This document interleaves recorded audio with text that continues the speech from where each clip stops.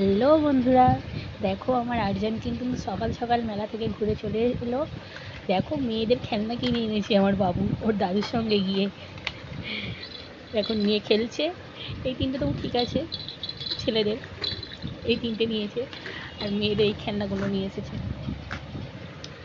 সেই খেলনা নিয়েই খেলছে। পাপা, আর্জান কই গো?